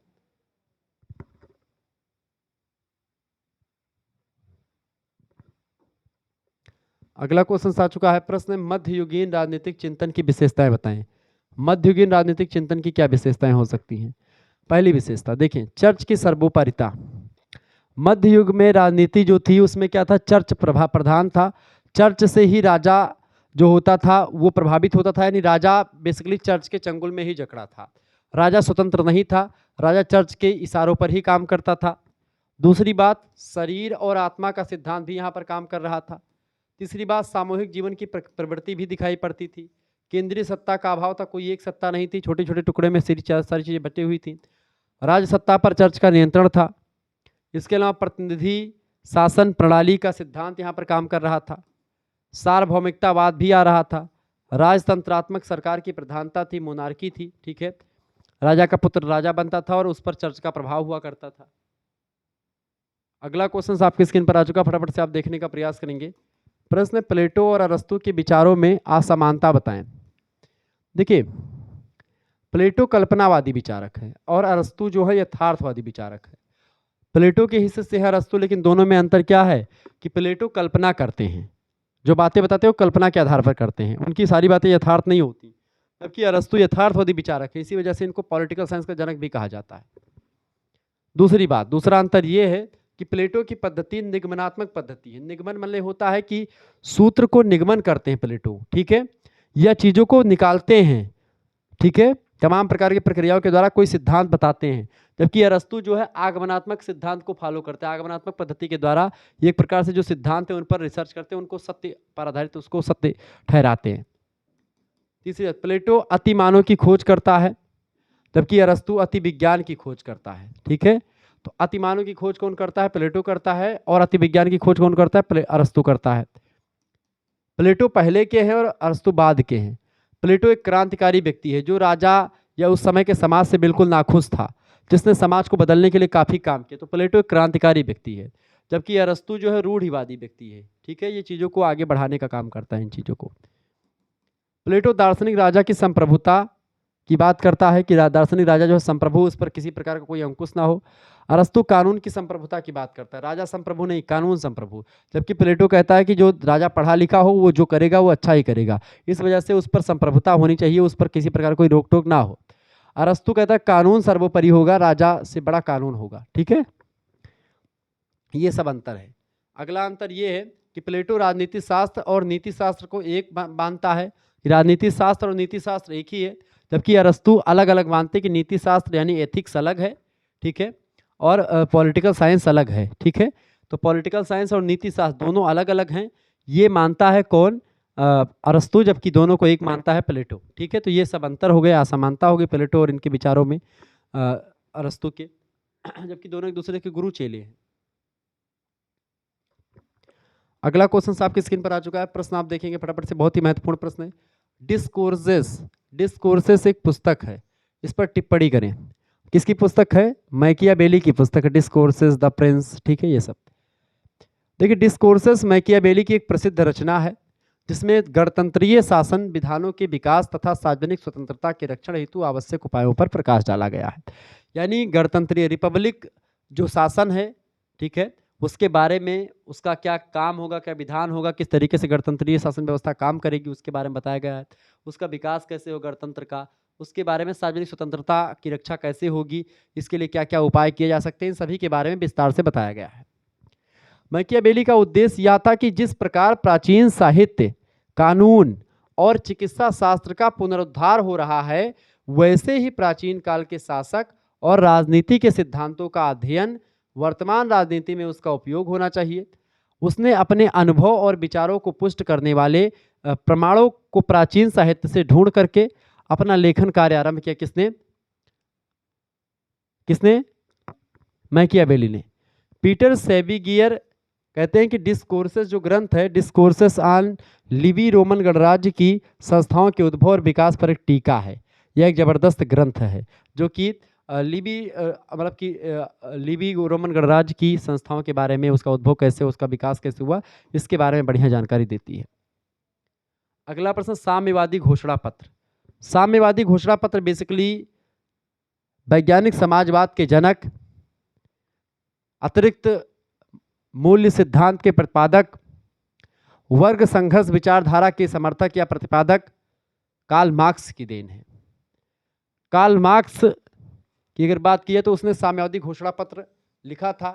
उसने और उसके एक मित्र थे, उसने मिलकर के लिखा था। इसी को कम्युनिस्ट मैनिफेस्टो भी कहा जाता है। साम्यवादी घोषणा पत्र को ही कम्युनिस्ट मैनिफेस्टो भी कहा जाता है। ठीक है, तो ये कम्युनिस्ट मैनिफेस्टो किसकी रचना है? तो कार्ल मार्क्स की रचना है। ये बात ध्यान रखेंगे। 1848 में प्रकाशित हुई रचना, ये बात भी ध्यान रखेंगे, परीक्षा में प्रश्न कई बार आया हुआ। ठीक है, ये चीजें ध्यान रखेंगे। तो साम्यवादी घोषणा पत्र कार्ल मार्क्स की रचना है। सबसे पहली बात ये जानिए, यह समस्त समाजवादी विचारों की खान मानी जाती है। कम्युनिस्ट मैनिफेस्टो 1848 में इसकी रचना की गई। मार्क्स के विचारों को मौलिक नहीं कहा जा सकता। प्रोफेसर मैक्सी के अनुसार अगर देखें तो इससे हम उसे द्वितीय श्रेणी का दार्शनिक नहीं कह सकते, ना ही उससे उसका महत्व कम होता है। मार्क्स ने इस पुस्तक में मजदूरों को संगठित होने के लिए कहा कि दुनिया के मजदूरों एक हो जाओ। किसने कहा? दुनिया के मजदूरों एक हो जाओ। ऑब्जेक्टिव में कई बार प्रश्न आता है, किसने कहा? कार्ल मार्क्स ने कहा। किसमें कहा? कम्युनिस्ट मैनिफेस्टो में नहीं कि साम्यवादी घोषणा पत्र में कहा। कब रचना प्रकाशित हुई? 1848 में प्रकाशित हुई। लेकिन उसका चिंतन आदर्श परक है। C.L. बेपर कहते हैं कि मार्क्स ने सुंदर गुलाब के सपने तो कार्ल मार्क्स ने देखे, लेकिन उन्होंने पौधे लगाने की जमीन तैयार नहीं करी। यानी उसने देखा कि भाई गुलाब तो अच्छा होगा, आने वाले समय गुलाब तो अच्छा होता है, गुलाब की पंखुड़ियाँ अच्छी होती है, लेकिन गुलाब का जो कांटों भरी बिस्तर है उसने आपने नहीं देखा। ये चीज़ें हैं, यानी कि उसने एक ज़मीन नहीं तैयार करी। गुलाब का पौधा लगाएंगे कैसे, या लगाने की जो ज़मीन है उसको तैयार ना करके केवल गुलाब की पंखुड़ियों को एक प्रकार से उसके सपने देखिए गुलाब आएगा या समाज ऐसा होगा, लेकिन समाज का जो पृष्ठभूमि है या आधार है उसको उस पर फोकस नहीं किया। आगे देखेंगे। अगला क्वेश्चन आपकी स्क्रीन पर आ चुका, द प्रिंस। द प्रिंस पुस्तक परीक्षा की दृष्टि से इतनी इंपॉर्टेंट है कि हमेशा परीक्षा में प्रश्न आता है। द प्रिंस के लेखक कौन है? मैकियावेली है। इस पर टिप्पणी करें। द प्रिंस मैकियावेली की महानतम रचना है। इसमें प्रिंस लोरेंजो को संबोधित किया गया है, इसीलिए इसका नाम द प्रिंस है। किसके बारे में है? प्रिंस लोरेंजो के बारे में। ऑब्जेक्टिव में प्रश्न अब की बार आ सकता है कि द प्रिंस पुस्तक में किस प्रिंस के बारे में बताया गया? प्रिंस माने राजकुमार, तो प्रिंस लोरेंजो को संबोधित किया गया इस पुस्तक में, जो कि अरबिनो का ड्यूक था। वैसे यह ग्रंथ 1513 में लिखा गया है, लेकिन इसका प्रकाशन जब इसकी मृत्यु हो जाती है मैकियावेली की, उसके बाद में 1532 में हुआ। सीजर बोर्जिया की प्रेरणा से इस ग्रंथ की रचना की गई थी। बोर्जिया ने अपने कौशल, निरंकुशता और कूटनीतिक चालबाजियों के द्वारा बहुत सफलता प्राप्त करी थी, और इससे वह मैकियावेली के लिए आदर्श शासक बन गया था। मैकियावेली का आदर्श शासक जो रहा है बोर्जिया ही रहा है, जिसकी प्रशंसा करने में मैकियावेली कभी नहीं थकते हैं, उसकी प्रशंसा ही करते हैं। इसी वजह से शासक को निरंकुशता की पराकाष्ठा पर ला जाकर के खड़ा करते हैं मैकियावेली। और प्रिंस में बोर्जिया को उन्होंने अपना चरित्र नायक बनाया कि हमारा चरित्र जो है वो सब बोर्जिया की देन है। यह ग्रंथ 26 अध्याय में बटा हुआ है। कौन? The Prince. द प्रिंस कितने अध्याय में बटा हुआ है? 26 अध्याय में। कितने भागों में बटा हुआ? 3 भागों में बटा, 26 अध्याय में बटा है। प्रथम भाग में राजतंत्र के बारे में बताया गया है, दूसरे भाग में सेना, और अंतिम भाग में राजनीतिक विचारों की व्याख्या करी गई है। ठीक है, तो पहले भाग में राजतंत्र के बारे में, मोनार्की के बारे में चर्चा है, दूसरे भाग में सेना के बारे में चर्चा, और अंतिम भाग में, तीसरे भाग में राजनीतिक पॉलिटिकल जो थॉट्स हैं उनके बारे में बताया गया, उनकी व्याख्या करी गई तमाम सारे। ठीक है, तो इस तरीके से मैकियावेली की रचना द प्रिंस ये बड़ी फेमस रचना मानी जाती है, ठीक है, आधुनिक युग की। अगला क्वेश्चन आ चुका है, अरस्तु राजनीति विज्ञान का जनक या पिता कहा जाता है, क्यों? देखिए, अरस्तु ने सबसे पहले राजनीति यानी पॉलिटिक्स शब्द का प्रयोग किया और राजनीति शास्त्र में सभी सिद्धांतों का क्रमबद्ध और व्यवस्थित अध्ययन किया, जिसके कारण से अरस्तु को राजनीति विज्ञान का पिता या जन्मदाता कहा जाता है। और पॉलिटिक्स पुस्तक लिखी, उसी में पॉलिटिक्स शब्द का सबसे पहले प्रयोग किया, इस वजह से इसको राजनीति विज्ञान का जनक कहा जाता है। ये बिल्कुल ठीक बात है। अगला क्वेश्चन आ चुका है, सर्वहारा वर्ग के अधिनायक तत्व पर कार्ल मार्क्स के विचार बताएं। सर्वहारा वर्ग का जो अधिनायक तत्व है उस पर कार्ल मार्क्स का क्या विचार रहा? देखिए, कार्ल मार्क्स के अनुसार जब पूंजीवाद के विरुद्ध संघर्ष करने के लिए दुनिया के मजदूर एक हो जाएंगे तो क्या होगा, वो इस संघर्ष में सफल हो जाएंगे। जब सारे मजदूर इकट्ठा हो जाएंगे और सब मिल करके इसका विरोध करेंगे पूंजीपतियों का, तो क्या हो जाएगा, जो संघर्ष होगा वो सफल होगा। मार्क्स ने पूंजीपतियों को बुजुर्ग वर्ग तथा मजदूर वर्ग को सर्वहारा वर्ग कहा। ठीक है, कि पूंजीपति वर्ग जो है बुजुर्ग वर्ग है और मजदूर वर्ग जो है सर्वहारा वर्ग है। जब दुनिया के मजदूर मिलकर के विजय प्राप्त कर लेंगे तो सर्वहारा वर्ग के अधिनायक तत्व की स्थापना हो जाएगी। ठीक है, और सर्वहारा वर्ग पहले पूंजीपतियों का शोषण उसी प्रकार करेगा जिस प्रकार से सर्वहारा वर्ग का शोषण जो है पूंजीपति लोग पहले करते थे। ठीक है, तो उस तरीके से शोषण किया जाएगा इनका पूंजीपतियों का। अंत में सर्वहारा वर्ग और बुजुर्ग वर्ग में समानता ला करके समाज की स्थापना कर दी जाएगी। जब हम खूब निचोड़ लेंगे, खूब इनका शोषण कर लेंगे पूंजीपतियों का, उसके बाद में पूंजीपति भी हमारे बराबर आ जाएंगे, तब हम क्या करेंगे, तब हम फिर से एक समानता भरा समाज का निर्माण करेंगे। परंतु सर्वहारा वर्ग का अधिनायक तत्व कायम रहेगा। यही मार्क्स की सबसे बड़ी देन सर्वहारा वर्ग के लिए मानी जाती है। सर्वहारा वर्ग के अधिनायक तत्व पर कार्ल मार्क्स के विचार इस तरीके से थे कि भाई पूंजीपतियों का दमन होगा, पूंजीपतियों का शोषण किया जाएगा हम लोग मिलकर के, और इस तरीके से जो अधिनायक तत्व है, अधिनायकवाद है, वो बना रहेगा, सर्वहारा वर्ग उच्चतम रहेगा और समाज में पूंजीपतियों को दबा करके रखा जाएगा। मतलब पूंजीवादी के विरोध ही कार्ल मार्क्स के विचार जो है बेसिकली रहे हैं। अगला क्वेश्चन आ चुका है, अगला प्रश्न सर्वाधिकारवाद पर हन्ना आरेंट के विचार होता है। हन्ना आरेंट एक महिला विचारिका है। आधुनिक अमेरिकी महिला दार्शनिक हन्ना आरेंट सर्वाधिकारवाद की उत्पत्ति पर उन्होंने प्रकाश डाला है। अपनी प्रसिद्ध रचना द ओरिजिन ऑफ टोटलिज्म यानी सर्वाधिकारवाद की उत्पत्ति एक पुस्तक इन्होंने लिखी है, द ओरिजिन ऑफ टोटलिटेरिज्म, 1951 में प्रकाशित रचना है। इसमें हन्ना आरेंट ने तर्क दिया है कि सर्वाधिकारवाद आधुनिक युग की प्रमुख घटना है। सर्वाधिकारवाद के प्रमुख उदाहरण जैसे नाजीवाद हो गया, फांसीवाद हो गया और स्टालिनवाद हो गया, ये प्रमुख रूप से ऐसे आंदोलनों का संकेत देते हैं जिसमें निजी और सार्वजनिक जीवन के संपूर्ण पक्ष एक सर्वव्यापक प्रभुत्व की प्रक्रिया में विलीन हो जाते हैं और इस प्रक्रिया का केंद्र बिंदु एक छद्म वैज्ञानिक या विचारधारा मात्र है जो प्रस्तुत आंदोलन को अपने विचार के अनुरूप समाज के निरंतर विध्वंस और पुनर्निर्माण के लिए विवश करती है। तो ये एक प्रकार से हन्ना आरेंट के सर्वाधिकारवाद पर विचार रहे हैं। महिला सशक्तिकरण या नारीवाद की अगर बात की जाए तो उसको लेकर के भी विचार दिए गए। देखिए, महिला सशक्तिकरण या नारीवाद क्या है? महिला को उसका अधिकार देना, महिलाओं को एकदम सशक्त करना, महिलाएं भी पुरुषों से कंधा मिलाकर के आगे बढ़ें, यही होता है महिला सशक्तिकरण। तो महिला सशक्तिकरण या नारीवाद एक आंदोलन है जिसकी शुरुआत 1960 ईस्वी से मानी जाती है, जिसमें सिमोन द बोवार का नाम बड़ा फेमस है। इन्होंने महिलाओं के हक के लिए आवाज़ उठाई। यह आंदोलन महिलाओं को पुरुषों के समान अधिकार दिलाने के लिए चलाया गया था। सन 1960 ईस्वी में एक दूसरा आंदोलन चलाया गया जो किशोरी लड़कियों के अधिकारों के लिए चला, जिससे उन्हें रहन सहन वेशभूषा में लड़कों को समान अधिकार मिला। लड़के जैसा वेशभूषा पहनते थे वैसा लड़कियां भी पहन सकती हैं, जैसे लड़के रहते हैं वैसे लड़कियां भी रह सकती हैं, ये सारा अधिकार मिला। आज महिलाओं को सभी क्षेत्रों में पुरुषों के समान अधिकार मिल रहा है और महिलाओं की वर्तमान स्थिति का परिणाम है कि उन्हें समाज में समानता का अधिकार काफ़ी संघर्षों के बाद मिला है। नारी उत्थान की दिशा में कानून और प्रशासन कार्य कर रहा है। नारीवाद के लिए सर्वाधिकार या सर्वाधिक महत्वपूर्ण भूमिका नारी को ही निभानी पड़ेगी, तभी उसे समुचित अधिकार मिलेगा जब वो खुद सामने आएगी। और वो सामने एक प्रकार से 1960 ईस्वी से आप देख रहे हैं कि अपने अधिकारों की मांग के लिए लगातार जो है आंदोलन करती रही, और जिसका परिणाम है कि आज नारी जो है वो हमारे यहाँ पर जो है नंबर, मतलब कि वैसे नारियों का जो रिस्पेक्ट है वो भारत में बहुत पहले से होता रहा है, विदेशों में उतना नहीं था, लेकिन वहाँ पर जो है आंदोलन हुए तमाम सारे, भारत में भी जो है उसको तमाम अधिकार मिले हैं। नारीवाद में परिवर्तनवादी विचारधारा जो बताएं उसके बारे में बताएं। देखिए, अमेरिकी महिला विचारक सुलामिथ फायरस्टोन ने तर्क दिया कि वर्तमान व्यवस्था में छुटपुट सुधारों के बल पर स्त्रियों में होने वाले अत्याचार की जड़ तक नहीं पहुंचा जा सकता। यानी जो हम छोटे मोटे एक मुद्दे को लेकर के आंदोलन करते हैं, ऐसे में हम आगे नहीं बढ़ पाएंगे। आर्थिक परिवर्तन या आर्थिक शक्ति से भी स्त्रियों को कोई विशेष फायदा होने वाला नहीं है, ऐसा सुलमित फायरस्टोन कहती हैं। पूरा इतिहास नारी पर पुरुष के अत्याचार की कहानी ही तो है। स्त्रियों को एक जीव वैज्ञानिक तथ्य मानते हुए उन्हें बच्चा पैदा करने और उन्हें पालने की मशीन समझ लिया गया पुरुषों के द्वारा।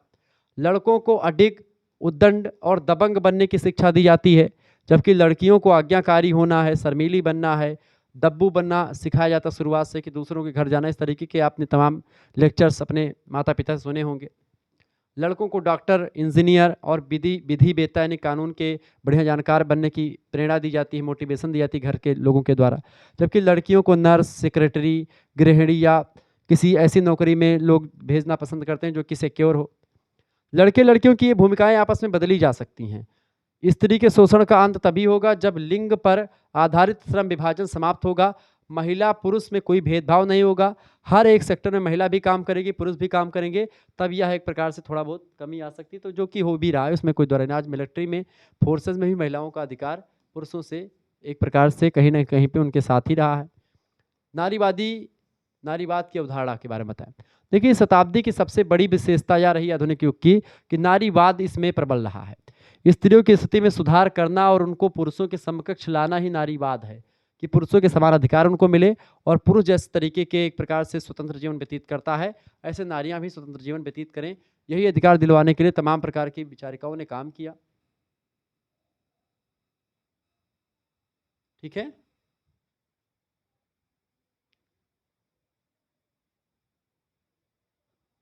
नारीवाद की शुरुआत जॉन लॉक के प्राकृतिक अधिकारों की अवधारणा से मिलती है, जिसमें महिलाओं के अधिकारों की बात कही गई है। उदारवादी प्रक्रिया के अंतर्गत नारी के संबंध में सभी परंपरागत धारणाओं का खंडन करते हुए उन्हें पुरुषों के समकक्ष बताया गया है। महिलाएं अभी भयभीत हैं और वे अपने को असुरक्षित महसूस कर रही हैं, लेकिन अब सामाजिक और राजनीतिक दृष्टि से पुरुषों के समकक्ष आ गई हैं। सरकार उनके लिए कई कल्याणकारी योजनाएं चला रही है, जिससे वे लगातार आगे बढ़ रही हैं और अपने अधिकारों को जान रही हैं, अपने कर्तव्य को समझ रही हैं। ठीक है, जो कि बड़ी अच्छी बात है। अगला प्रश्न, जॉन रॉल्स के न्याय सिद्धांत के लक्षण बताएं। जॉन रॉल्स के न्याय सिद्धांत के कई लक्षण हैं। पहला बात, न्याय समाज का प्रथम सद्गुण होता है। किसी भी समाज में न्याय मतलब कि सबसे पहला गुण होता है।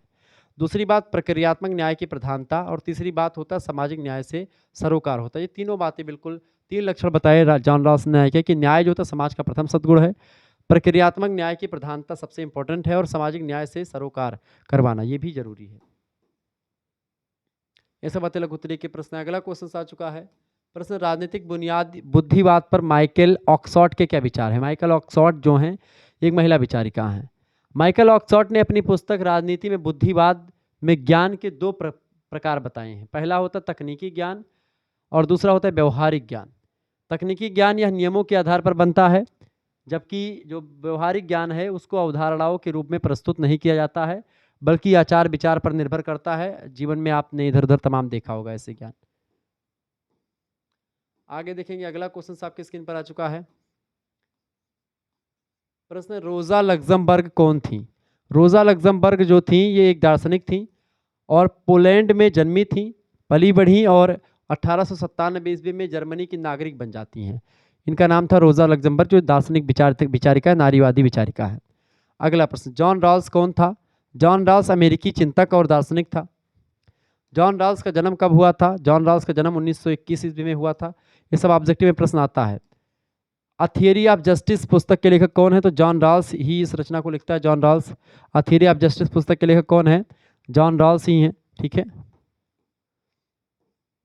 अगला क्वेश्चन आपके स्क्रीन पर आ चुका है प्रश्न, 1971 ईस्वी में प्रकाशित अ थियरी ऑफ जस्टिस की विषय वस्तु क्या थी। तो 1971 में प्रकाशित हुई रचना a theory of justice John Rawls की है। ये राज्य के न्याय पर आधारित एक आदर्श समाज की विवेकीकृत और तर्कपूर्ण संरचना प्रस्तुत करने का एक ग्रंथ माना जाता है। पॉलिटिकल लिबरलिज्म पुस्तक के लेखक कौन है। पॉलिटिकल लिबरलिज्म पुस्तक को लिखा जॉन रॉल्स ने, बड़े फेमस विद्वान हैं, अमेरिका के हैं।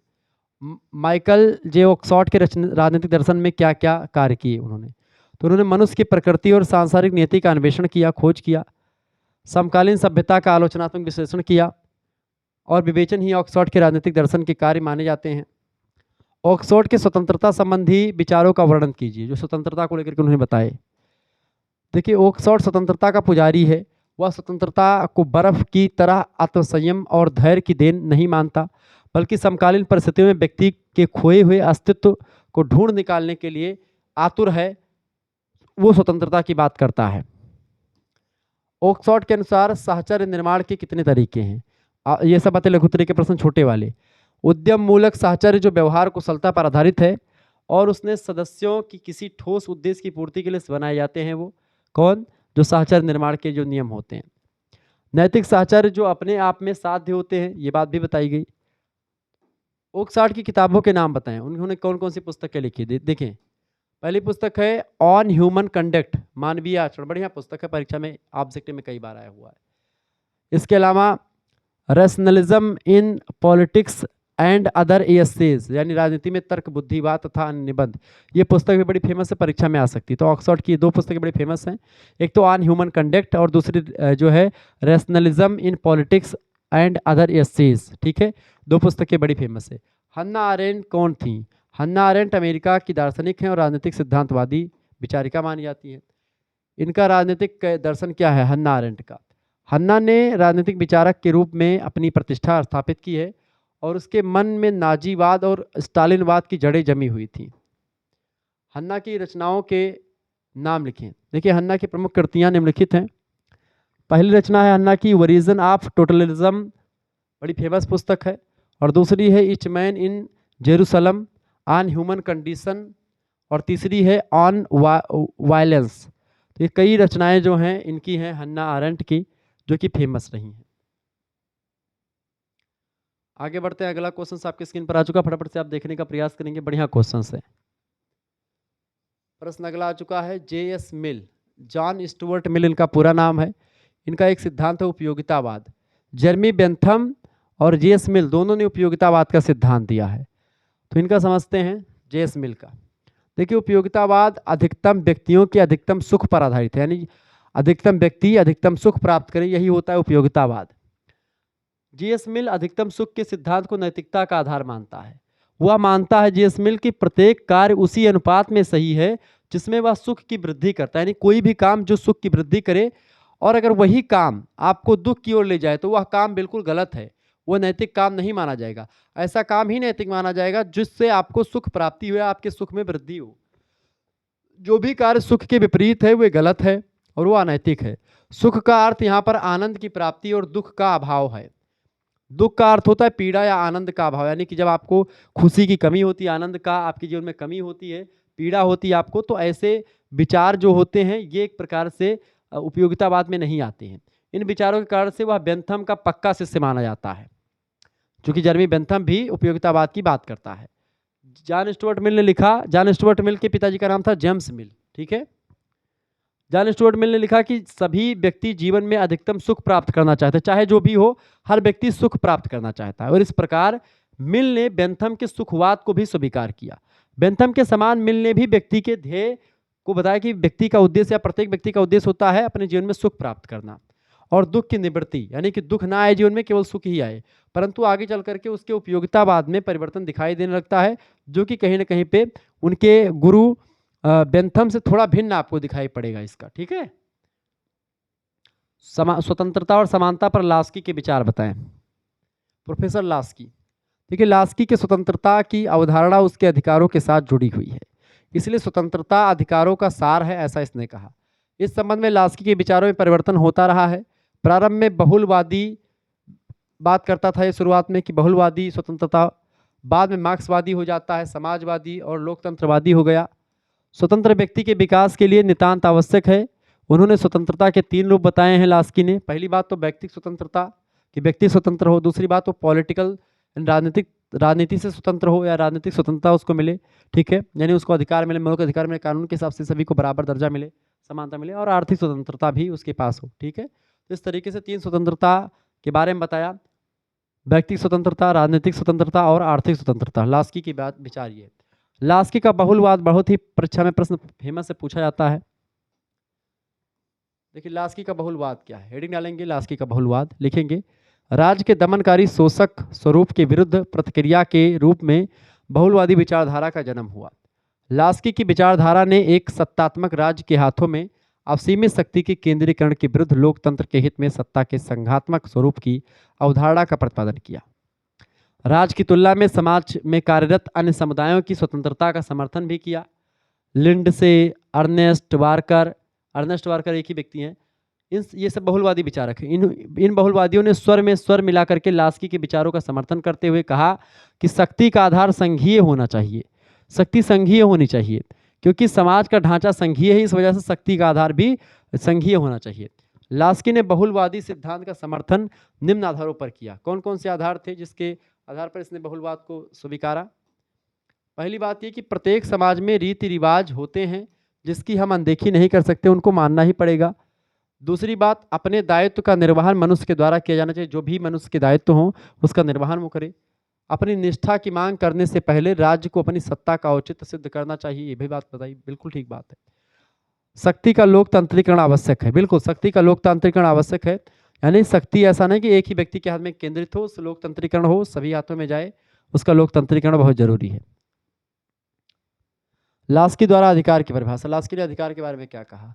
देखिए अधिकार व्यक्ति के विकास के लिए आवश्यक है। किसी व्यक्ति का विकास तभी होता है जब वो अधिकार अपना पाता है। राज्य के द्वारा अपने नागरिकों के लिए कुछ सुविधाएं दी जाती हैं जिसे अधिकार की संज्ञा दी जाती है, अधिकार कहा जाता है। जैसे अपने यहाँ पर मौलिक अधिकार दिए गए तो राज्य ने या देश ने हमको सुविधाएं दी हैं कि हम ये काम कर सकते हैं, ठीक है। लास्की ने अधिकार की परिभाषा देते हुए कहा है कि अधिकार सामाजिक जीवन की वे परिस्थितियां हैं जिसके अभाव में, यानी जिसकी कमी में, अगर आपको अधिकार ना दिया जाए तो सामान्यतः कोई भी व्यक्ति जिसको अधिकार ना मिला हो वो अपना विकास नहीं कर पाएगा बिना अधिकार के। ये बात लास्की ने कहा, ठीक है। किसी भी राज्य को अच्छा या बुरा इस आधार पर माना जाता है कि उसने अपने नागरिकों को कितने अधिकार दिए हैं। अगर वो अधिकार नहीं देता है तो वो निरंकुश से बेकार राजा या राज्य माना जाता है, ठीक है, वो अच्छा नहीं माना जाता है। लेकिन अगर वो अपने नागरिकों को अधिकार देता है तो वो राज्य अच्छा माना जाता है। लास्की ने व्यक्ति के लिए निम्न अधिकार आवश्यक बताए हैं कि किसी भी व्यक्ति को किसी भी देश में रहते समय ये तमाम अधिकार उसको मिलना चाहिए। कौन कौन से अधिकार की बात करिए? लास्की कहता है पहली बात तो शिक्षा प्राप्त करने का अधिकार सभी बच्चों को होना चाहिए, सभी व्यक्तियों को होना चाहिए, कोई भी व्यक्ति पढ़ लिख सकता है। दूसरा अधिकार होना चाहिए राजनीतिक अधिकार, यानी उसको पॉलिटिकल अधिकार होना चाहिए, कोई व्यक्ति वोट दे सकता है, चुनाव लड़ सकता है, ऐसे अधिकार मिलने चाहिए। तीसरी बात, विचार और अभिव्यक्ति की स्वतंत्रता का अधिकार, यानी बोलने की स्वतंत्रता उसको दी जाए, उसके कोई भी मुद्दों पर उसको रोका टोका ना जाए। इसके अलावा संपत्ति का अधिकार भी बताया कि संपत्ति उसकी जो खुद की संपत्ति उस पर उसका अधिकार होना चाहिए। तो ये ऐसे अधिकार जो है ये लास्की ने बताया कि ये अधिकार होने चाहिए, किसी भी देश के नागरिकों को मिलने चाहिए। अगला क्वेश्चन आ चुका है, टी.एच. ग्रीन के अनुसार राज्य के कार्य बताएं। देखिए थॉमस हिल ग्रीन इनका पूरा नाम है। क्या नाम है पूरा नाम? थॉमस हिल ग्रीन, ठीक है। तो ग्रीन राज्य के कार्यक्षेत्र को सीमित करना चाहता है, सभी कार्य व्यक्ति के द्वारा किए जाएं, वही कार्य राज्य करे जिसको नागरिक अच्छे प्रकार से नहीं कर सकते, यानी ऐसे कामों में राज्य हस्तक्षेप ना करे जिसको नागरिक कर सकने योग्य हों, और ऐसे काम को करे जो नागरिक ना कर पाए, जनता ना कर पाए, उस काम को राजा को करना चाहिए। तो ग्रीन ने कहा कि राज्य का वह काम होता है जो जनता ना कर पाए।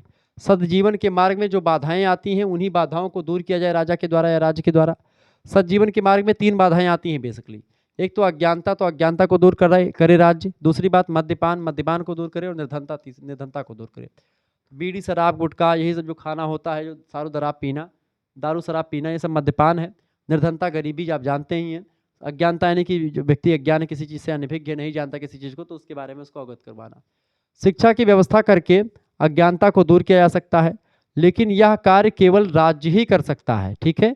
तो राजा का यह काम होता है कि शिक्षा की व्यवस्था करे, अज्ञानता को दूर करे, मद्यपान को खत्म करे, इसको लेकर कठोर कानून बनाए, निर्धनता को खत्म करे अपने देश से। ये काम टी.एच. ग्रीन ने बताया कि ये राज्य के काम होते हैं। हीगल की द्वंद्वात्मक पद्धति, बहुत ही फेमस प्रश्न। देखिए द्वंद्वात्मक का अंग्रेजी शब्द होता है डायलैक्टिक, यूनानी भाषा के डायलेगी शब्द से बना हुआ डायलैक्टिक, जिसका अर्थ होता है वाद विवाद करना। द्वंद्वात्मक मतलब क्या होता है? वाद विवाद करना, बातचीत करना, किसी मुद्दे पर तर्क वितर्क करना। हीगल वाद विवाद के स्तर से ऊपर उठ करके वाद प्रतिवाद और संवाद के स्तर तक ले जाता है इसको। पहले कोई बात क्या होगा, कोई वाद होगा, कोई विचार आएगा, उस विचार में प्रतिवाद होगा, उसके रिएक्शन में यानी कोई दूसरा विचार आएगा प्रतिवाद, ठीक है, उसके जो है विरोध में। अब उस पर तर्क वितर्क होगा, उसके बाद में फिर आएगा क्या, संवाद। तो वाद प्रतिवाद फिर संवाद आता है, फिर वही संवाद पर फिर वाद आएगा, फिर प्रतिवाद होगा उसका, फिर संवाद होगा। इस तरीके से प्रक्रिया लगातार चलती रहेगी और यही द्वंद्वात्मक पद्धति है। क्योंकि हीगल कहता है कि मानव सभ्यता का विकास कभी भी एक सीधी रेखा में नहीं होता है। सभ्यता के इस विकास क्रम को समझाते हुए हीगल कहता है कि सबसे पहले प्रत्येक वस्तु का मौलिक रूप होता है, कोई ना कोई मौलिक रूप जो वाद के रूप में होता है। वाद माने कोई विचारधारा होती है। विकसित होने की प्रकृति के कारण से धीरे धीरे यह विकसित होकर के अपने में निहित अंतर्विरोध के कारण से अपने विपरीत रूप को जन्म देता है, यानी कि जिसको प्रतिवाद कहते हैं।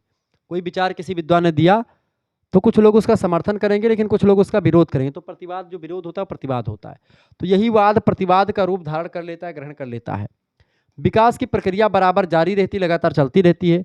अतः प्रारंभ में जो वाद था वो प्रतिवाद बनता है और प्रतिवाद के बाद में दोनों रूपों में संघर्ष होता रहता है। वाद प्रतिवाद चलता रहता है, खंडन मंडन की प्रक्रिया चलती रहती है, जिसमें अंततः उसमें समन्वय हो जाता है। यानी कुछ वाद और प्रतिवाद दोनों की बातों को सुन करके एक संवाद की प्रक्रिया सामने आती है। समन्वय और संतुलन स्थापित किया जाता है और यह संवाद के रूप में प्रकट होता है। यह संवाद जो होता है वाद और प्रतिवाद दोनों का समन्वित रूप होता है। यानी वाद और संवाद दोनों के जो विशेषताएं हैं उन विशेषताओं को इकट्ठा करके समन्वित रूप में होकर के और एक संवाद के रूप में सामने आता है। ठीक है। विकास की उच्च स्थिति का द्योतक होता है। विकास की यह प्रक्रिया निरंतर चलती रहती है और यही जो है द्वंद्वात्मक पद्धति है, हीगल की द्वंद्वात्मक पद्धति है, वाद प्रतिवाद और संवाद की। अगला क्वेश्चन आपके स्क्रीन पर आ चुका है। मार्क्स का राज्य संबंधी विचार। कार्ल मार्क्स ने राज्य को लेकर क्या बताया। आगे और भी मॉडल पेपर आएगा जिसमें हम और तमाम प्रकार के प्रश्नों पर चर्चा करेंगे। तो 4-5 मॉडल पेपर दे दूंगा तो पूरा सिलेबस ये आपका कंप्लीट हो जाएगा। ठीक है। देखिए, मार्क्स ने राज्य को अनावश्यक माना है कि राज्य का कोई मतलब नहीं है। जब राज्य नहीं था तब समाज में वर्ग विभेद नहीं था, समाज में कोई ऊंचा नीचा नहीं था। तो राज्य ये एक प्रकार से समाज जो है राज्य को अनावश्यक मानते हैं। कौन? Karl Marx. समाज जब दो वर्गों में बट गया तो राज्य अस्तित्व में आ गया। राज्य शोषण का एक यंत्र बन गया, तो राज्य को शोषण का यंत्र मानते हैं कार्ल मार्क्स। इससे नागरिकों का शोषण समाज के अल्पसंख्यक के द्वारा होने लगा। यानी समाज का शोषण किसने किया? जो धनी व्यक्ति था, अल्पसंख्यक जो कम संख्या में थे, वो धनी थे, उन्होंने एक प्रकार से लोगों का शोषण किया। राज्य पूंजीपतियों की संस्था बनती चली गई। राज्य के समाप्त होने के बाद वर्ग विहीन समाज की स्थापना फिर से होगी, जिस पर सभी नागरिकों के हितों पर ध्यान दिया जाएगा। और इस तरीके से राज्य को एक प्रकार से एक अनावश्यक के रूप में, या एक राज्य का कोई मतलब नहीं है, अस्तित्व उसका हीन बताया। या अब तक का इतिहास जो रहा, वर्ग संघर्ष का इतिहास रहा, कथन भी इनका बड़ा फेमस रहा है। ये सब ध्यान रखेंगे। ऐसे ही इसका मैंने आपको मॉडल पेपर दिया था। सोशियोलॉजी का भी मैं दे चुका हूँ, आपने देखा होगा। सोशियोलॉजी BA 4th सेमेस्टर में आप लोगों ने पढ़ा होगा। इसमें विस्तार से हमने तिलक उत्तरीय, लघु उत्तरीय, दीर्घ उत्तरीय प्रश्नोत्तरी दी है, जिसमें ऐसे ही लेक्चर्स मैंने दिया हुआ है। तो इन सभी का PDF आपको मिल जाएगा। PDF प्राप्त करने के लिए या क्लास लेने के लिए आपको करना क्या है? SMS करना है 91 61 93 60 62 पर। ठीक है। मात्र 100 रुपये फीस में आपको सारी चीज़ें मिल जाएंगी। अपना नाम, अपनी यूनिवर्सिटी का नाम और अपने सब्जेक्ट के नेम लेकर के आप भेज दीजिएगा। ठीक है। मात्र 100 रुपये की आपकी फ़ीस लगेगी। व्हाट्सएप पर SMS करेंगे, वहाँ पर आपको व्हाट्सएप ग्रुप से जोड़ा जाएगा। ठीक है। और जैसे ही व्हाट्सएप ग्रुप से आपको जोड़ा जाएगा, आप तुरंत जो है वहाँ पर आपको PDF सभी सब्जेक्ट की जो भी अब तक क्लासेस हो चुकी हैं उन सभी की PDF नोट्स मिल जाएगी। मॉडल पेपर मिलेंगे, मॉडल पेपर के PDF नोट्स मिलेंगे। ठीक है। क्वेश्चन पेपर यानी प्रीवियस ईयर क्वेश्चन पेपर सब कुछ आपको मिलेगा। MCQ टाइप के मॉडल पेपर मिलेंगे, लिखित टाइप का मिलेगा। इसमें आपका केवल पॉलिटिकल साइंस नहीं, सोशियोलॉजी, जियोग्राफी, हिस्ट्री, जो भी सब्जेक्ट आपके होंगे, एजुकेशन, इकोनॉमिक्स, हिंदी, संस्कृत, सभी के आपको मिलेंगे। और यहाँ पर सबसे फायदेमंद चीज़ ये है कि आपको 3 मेजर, 1 माइनर, 1 को, और यहाँ पर को करिकुलर का भी आपको मिल जाएगा। को करिकुलर के लगभग 10 से 15 प्रैक्टिस सेट आपको मिल जाएंगे मॉडल पेपर के रूप में, जिसमें आपके लगभग 100 या 1000 क्वेश्चंस लगभग या उससे अधिक ही होंगे। ठीक है। जिसको मैं तैयार कर चुका हूँ। तब सब कुछ आपको मिलेगा। बिल्कुल आपको घबराने की ज़रूरत नहीं है। यानी कि आपको कहीं से कुछ पढ़ने की ज़रूरत नहीं पड़ेगी। अगर आप हमारे द्वारा जुड़े गए सारी चीज़ों को पढ़ेंगे तो आपकी परीक्षा में यही सब चीज़ें आने वाली हैं। जिनको भी जुड़ना है वो जुड़ सकते हैं। सभी यूनिवर्सिटीज़ के लिए ये वैध है। ठीक है। आप किसी भी यूनिवर्सिटी में पढ़ रहे हैं, किसी भी कॉलेज में पढ़ रहे हैं, सभी के लिए इंपॉर्टेंट है। जैसे आपका यूनिवर्सिटी DDU यूनिवर्सिटी हो गई, ठीक है, राम मनोहर लोहिया अवध यूनिवर्सिटी हो गई, ठीक है। सिद्धार्थ यूनिवर्सिटी कपिलवस्तु हो गई। इसके अलावा आपका जो एक पाटन देवी वाला यूनिवर्सिटी अभी बना हुआ है, उसका भी जो है सारा हो जाएगा। उसका मतलब कि उसमें अभी तो कन्वर्ट करेंगे लोग, बताएंगे। इसके अलावा आपका वीर बहादुर सिंह पूर्वांचल यूनिवर्सिटी हो गई। महात्मा गांधी काशी विद्यापीठ हो गया। ठीक है। इसके अलावा चौधरी चरण सिंह मेरठ यूनिवर्सिटी हो गए, CCSU। ठीक है। CSJMU यानी छत्रपति साहू जी महाराज कानपुर विश्वविद्यालय हो गया। MJPRU हो गया, MJPRU बरेली जिसको कहते हैं। ठीक है। रोहिलखंड यूनिवर्सिटी हो गई जिसको कहते हैं। ठीक है। MJPRU Mahatma Jyotiba Phule Rohilkhand university. इसके अलावा राजा महेंद्र प्रताप सिंह स्टेट यूनिवर्सिटी हो गई। ठीक है। इसके अलावा आपका माँ शाकुंभरी यूनिवर्सिटी हो गई सहारनपुर वाली। इसके अलावा आपकी और कई विश्वविद्यालय आप तमाम सारे, जैसे लखनऊ विश्वविद्यालय हो गया आपका, LU हो गया। ठीक है। प्रोफेसर रज्जू भैया स्टेट यूनिवर्सिटी हो गई। इसके अलावा आपके और तमाम प्रकार के विश्वविद्यालय जिनका नाम मैं नहीं ले पा रहा हूँ, उन सभी में यही सब लेक्चर्स आते हैं, तो कोई दिक्कत की बात नहीं, सभी आप पढ़ सकते हैं। ठीक है। डॉक्टर भीमराव अंबेडकर आगरा में, डॉक्टर भीमराव अंबेडकर आगरा यूनिवर्सिटी हो गई। ठीक है। डबरू, ऐसे तमाम प्रकार की यूनिवर्सिटी जिनका नाम मैं नहीं ले पा रहा हूँ, उन सभी के लिए इंपॉर्टेंट है, ध्यान रखेंगे। तो सभी विश्वविद्यालयों के लिए इंपॉर्टेंट है। ठीक है। तो आप सभी लोग जुड़ जाइए, फटाफट से मिलते हैं फिर नेक्स्ट वीडियो में। तब तक के लिए जय हिंद, जय भारत। आप सभी का बहुत बहुत धन्यवाद हमारे से जुड़ने के लिए।